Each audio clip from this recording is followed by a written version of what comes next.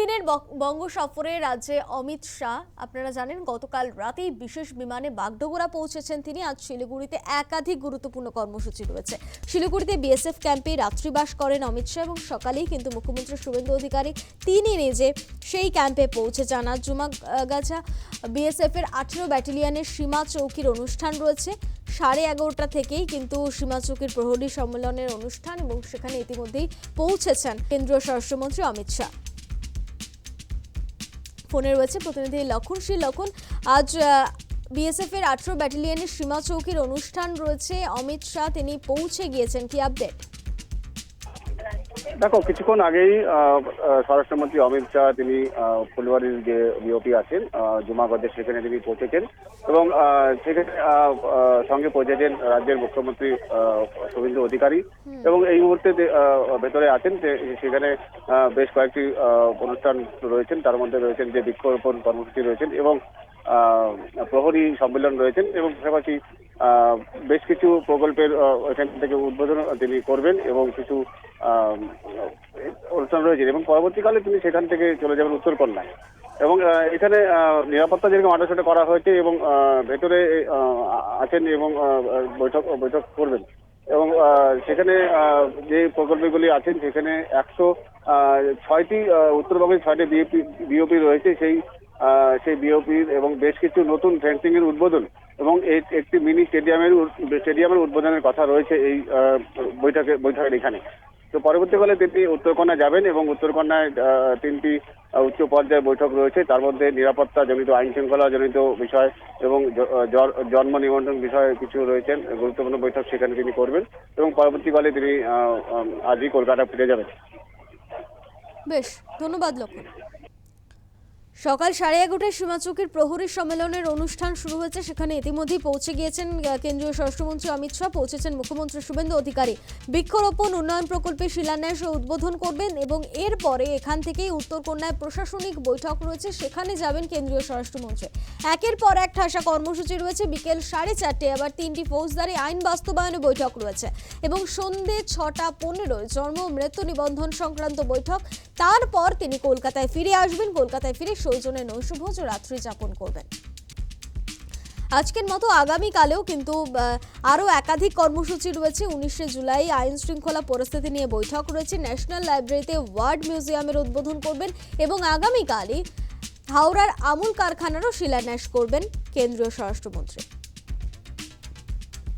গতকাল রাত 9টা নাগাদ কিন্তু বাগডোগরা বিমানবন্দরে পৌঁছে যান কেন্দ্রীয় স্বরাষ্ট্রমন্ত্রী এবং তাকে সেখানে স্বাগত জানাতে পৌঁছন মুখ্যমন্ত্রী শুভেন্দু অধিকারী, শঙ্কর ঘোষ, নিশীথ প্রামাণিক এবং রাজু বেস্তা।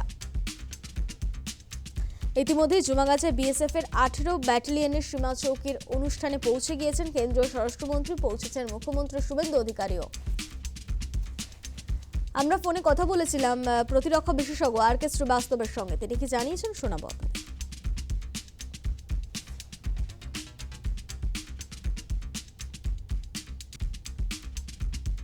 থেকে আমাদের পার্লামেন্ট ইন সেশন, তার মানে আজকে তো শনিবার, কালকে আজকে তো শনিবার, কালকে রবিবার আর পরশুদিন সোমবার, এই 3 দিনের স্যার এসছেন পার্লামেন্টে। নিশ্চয়ই এখানে নর্থ বেঙ্গল নিয়ে যেটা আমাদের শিলিগুড়ি করিডোর বলি, ওই শিলিগুড়ি করিডোরের সিকিউরিটি বাবদে যত কথা হবে ওটা করবেন। That is point 1।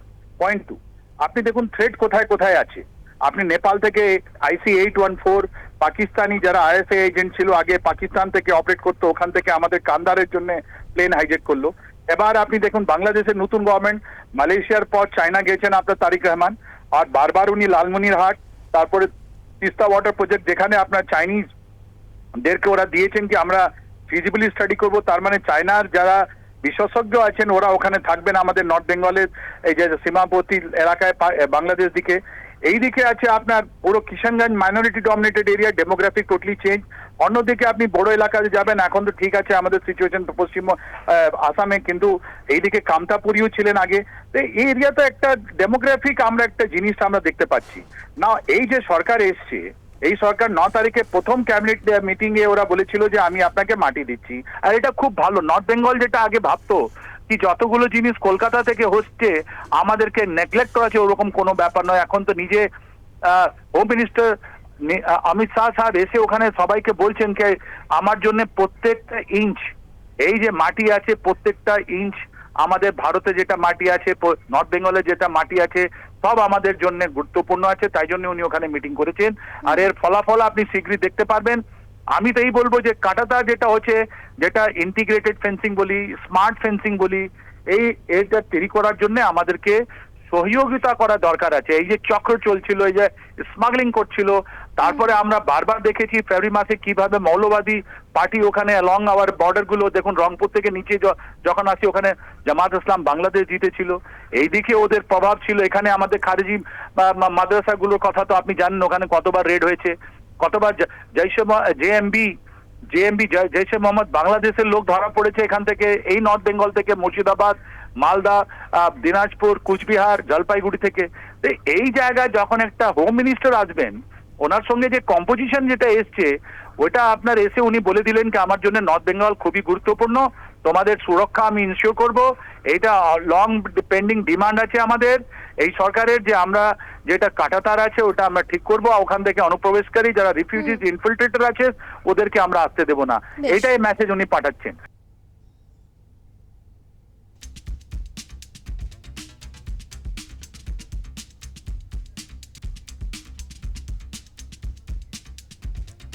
তিন দিনের বঙ্গ সফরে কেন্দ্রীয় স্বরাষ্ট্রমন্ত্রী অমিত শাহ সীমান্ত সুরক্ষা, আইন শৃঙ্খলা এবং উন্নয়নমূলক প্রকল্প নিয়ে আজ ঠাঁসা কর্মসূচি রয়েছে আজ এবং আগামীকাল।